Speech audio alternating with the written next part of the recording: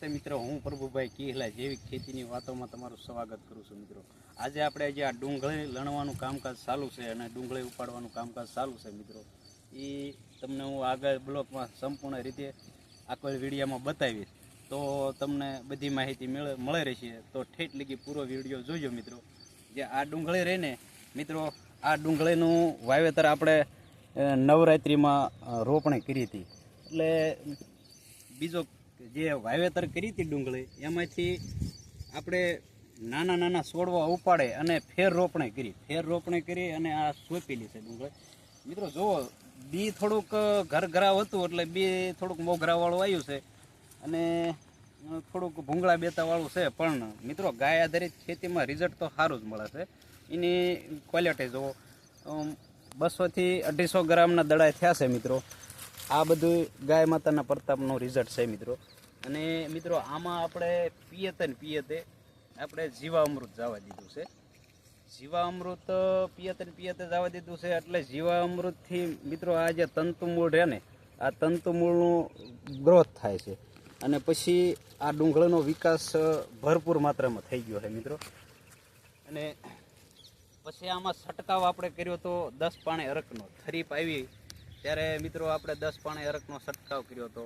પછી આપણને બાફિયાનો પ્રશ્ન લાગતો હતો કે બાફિયો આવશે એટલે મિત્રો આપણે આમાં આંકડાનો બોળો અને ખાટાઈ સાઈઝ આ બે મિક્સન કરી અને પપમાં 500 ગ્રામ નાખી અને આપણે આમાં છંટકાવ માર્યો હતો. એટલે બાફિયાનો પ્રશ્ન આપણે એ નથી આવ્યો અને બહુ સારી ડુંગળી વિકાસમાં આમ જો તંદુરસ્ત ડુંગળી બની છે. અને મિત્રો એ હું તમને આ જે લણવાનું ચાલુ છે મિત્રો, અને લણેલો ઢગલો હું તમને મિત્રો બતાવીશ કે આટલું આપણે લણી લીધું છે. અને જો કોઈને આ ડુંગળી માત્ર ને માત્ર ગાય આધારિત ખેતીમાં પકવેલી, ઓર્ગેનિક રીતે પકવેલી ડુંગળી જે કોઈ મિત્રોને ખાવી હોય તે અવશ્ય મારો કોન્ટેક્ટ કરજો. મારો કોન્ટેક્ટ નંબર છે મિત્રો 99 58 56 87 62. આ મારો કોન્ટેક્ટ નંબર છે મિત્રો, તો જરૂર મારો કોન્ટેક્ટ કરજો મિત્રો. જો મિત્રો આ રીતે ડુંગળી ઉપાડ લેવાની છે. અને જે ગાય આધારિત ખેતીમાં મિત્રો આવું રિઝલ્ટ આપણને બધા મોલમાં મળે છે મિત્રો. કારણ કે ગાય આધારિત ખેતી કરવી ને એટલે આપણે જમીન પોચી અને ભરભરી થઈ જાય છે મિત્રો. હાવ જમીન પોચી થઈ જાય છે અને એકદમ ફળદ્રુપ જમીન બની જાય છે મિત્રો. કારણ કે જે ગાય આધારિત ખેતી કરતા હોય ને તો મિત્રો આમાં અળસિયા અને આપણે મિત્ર જીવાણુ એટલા બધા ઉત્પન્ન થઈ જાય છે. આપણે ખેતીમાં ભરપૂર માત્રામાં ઉત્પાદન આવે છે મિત્રો. અને મારું એ જ કહેવાનું છે મિત્રો કે જે આપણે ગાય આધારિત ખેતીનું રિઝલ્ટ આવે છે એ આવું રિઝલ્ટ આવે છે. અને મિત્રો જે આપણે કેમિકલવાળું જણસ પકવેલું ખાવી છીએ એમાં અવનવા રોગ આવવા માંડી ગયા, જેવા કે diabetes, blood pressure, heart attack અને એવા અવનવા રોગ આવવા માંડી ગયા છે મિત્રો. એટલે કેમિકલવાળું વસ્તુ ખાવાનું તમે થોડું બંધ કરો. અને મારા જેવો ખેડૂત કોઈ ગાય આધારિત ખેતી અથવા પ્રાકૃતિક ખેતી અથવા જે કોઈ કેમિકલ વગરની ખેતી કરતા હોય એની આગળથી તમે જણસ લ્યો, શાક બકાલું લ્યો, કઠોળ વર્ગ લ્યો, અનાજ લ્યો અને આપણા શરીરને ખોરાક સારો પોષણ મળે એવો આગ્રહ રાખો. અને મિત્રો જે કેમિકલ વાળો અનાજ ખાવાથી જે મેં તમને આગળ કીધું કે આવા રોગ થાય છે અને આપણે ડૉક્ટરો આગળ જવું પડે છે. પછી હું એવું કહું છું કે જે ડૉક્ટરો આગળ આપણે ફેમિલી ડૉક્ટર હોય એવી રીતે આપણે એક ફેમિલી ખેડૂત પસંદ કરો. અને ખેડૂત આગળથી આવો જે કોઈ જણસ પકવતા હોય એની આગળથી અવશ્ય લ્યો અને આપણું જીવન તંદુરસ્ત બનાવો, આપણું શરીરને રોગમુક્ત બનાવો અને આવનારી આપણે પેઢી બસાવો. અને મિત્રો આપણે જમીન સુધારો. આપણે જમીન વર્ષો દિવસે જે કેમિકલ નાખવાથી અને રાસાયણિક ખાતર નાખવાથી ઉત્પાદન દેતી હવે ઓછી થઈ ગઈ છે. એટલે મિત્રો આવી ગાય આધારિત ખેતી કરો અને થોડું ગાય આધારિત ખેતી તરફ વળો.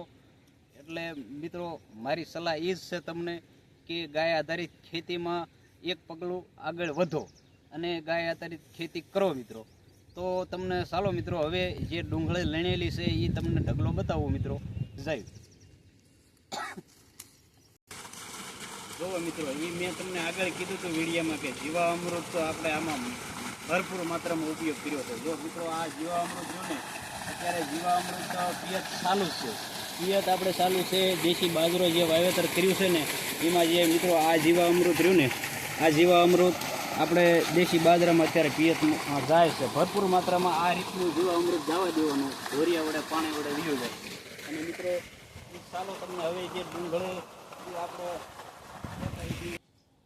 જુઓ મિત્રો, જે ડુંગળી હું તમને કહેતો એ લણેલા આપણે ઢગલો જો સાઈડે આપણે આ રીતે ઢગલો કરી દેવાનો છે મિત્રો. જે આ ડુંગળી આપણે લણવાનું હજી આજ સવારથી ને ચાલુ કર્યું છે મિત્રો. આ અને ક્વોલિટી જુઓ, અને આ ડુંગળી રહે ને મિત્રો એ હજી તો લણવાનું ચાલુ જ કર્યું છે. અને હજી તો 2 કેરા છે એમાં અડધી લણાણી, અડધી જે નથી 25% લણાણી છે. તો આવડો ઢગલો થઈ ગયો છે. મારું એવું માનવું છે 2 કેરા આપણે 150 ફૂટના કેરા છે. અંદાજિત મારું એવું માનવું છે કે 30 થી 35 મણનો ઉતારો આપણે 2 કેરામાંથી આવશે. અને આગળ જે આપણે ડુંગળીનું વાવેતર કર્યું હતું એમાંથી મિત્રો આપણે 70 મણ ડુંગળી આવી સુકલ થઈ હતી. અને પછી લીલીનું આપણે પોતાને વેચાણ કર્યું હતું. એ લીલીનો અંદાજ મારે 20 થી 21 હજારનું લીલી ડુંગળીનું વેચાણ થયું હતું મિત્રો. તો જે ગાય આધારિત ખેતીમાં આવું રિઝલ્ટ મળે છે મિત્રો. તો મારું એવું કહેવાનું થાય છે કે ગાય આધારિત ખેતીમાં આગળ પગલું વધો અને ગાય આધારિત ખેતી કરો. જો મિત્રો સારો વિડીયો લાગે અને આ ખેતીલક્ષી વિડીયો ઉપયોગી લાગે તો તમે આગળના ગ્રુપમાં શેર અવશ્ય કરજો. અને આ વિડીયોને આપણા મિત્ર સર્કલમાં અવશ્ય શેર કરજો. એટલે તમને જે મિત્રોને આ ગાય આધારિત ખેતી કરવી હોય એ મિત્રો ગાય આધારિત ખેતી કરે અને મિત્રો અવશ્ય આવું ઉત્પાદન લે. અને મિત્રો આપણે આવનારી પેઢી એટલે આપણે આવનારી પેઢીને જે જમીન આપણે જે બંજર બનાવી નાખી છે એવી ગાય આધારિત ખેતી કરો તો જમીન ફળદ્રુપતા બને અને અવશ્ય આપણે જમીન સુધરે, આપણું જણાસ અવશ્ય ઝાર મુક્ત થાય અને આપણો ખોરાક ઝાર મુક્ત ખાવી એવી જ મારી વિનંતી છે. તો મિત્રો આ વિડીયો તમને સારો લાગ્યો હોય તો લાઈક શેર સબસ્ક્રાઈબ કરજો અને અવશ્ય શેર કરજો. જય હિન્દ અને જય ગૌ માતા.